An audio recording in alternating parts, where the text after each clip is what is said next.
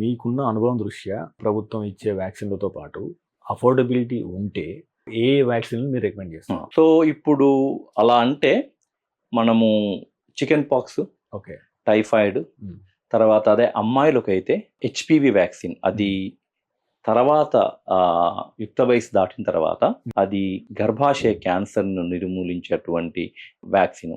ఇవి నేను డెఫినెట్గా రికమెండ్ చేస్తాను. జపనీస్ ఎన్కెఫలైటిస్, మెదడు వాపు వ్యాధి ఎలా గవర్నమెంట్ ఇస్తుంది ఇప్పుడు, అది కూడా గుడ్. ఇక పోతే ఫ్లూ వ్యాక్సిన్.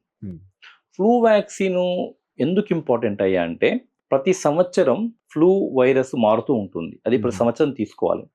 దానివల్ల ఎవరైనా ఇంట్లో పెద్దవాళ్ళు ఉన్నట్లయితే, అంటే సాధారణంగా ఒక వారం రోజులు బాగా జ్వరం వచ్చి బాగా విక్కపోయి మన ఇమ్యూనిటీ కనుక బాగుంటే మనం రికవర్ అవుతాం.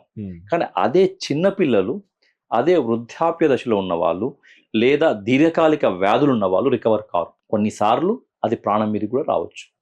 సో అంటే అది వైరసే, అంటే చాలాసార్లు ఏం జరగకపోవచ్చు, కానీ అందువల్ల ఫ్లూ వ్యాక్సిన్ కూడా ఇప్పడం మంచిది. అంటే ఫ్లూ వ్యాక్సిన్ చిన్నపిల్లలకి, వృద్ధులకి, కూలిపోయే పిల్లలు అంటే below 10 years at least and older than 60 years at least అందరూ తీసుకున్నా మంచిదే.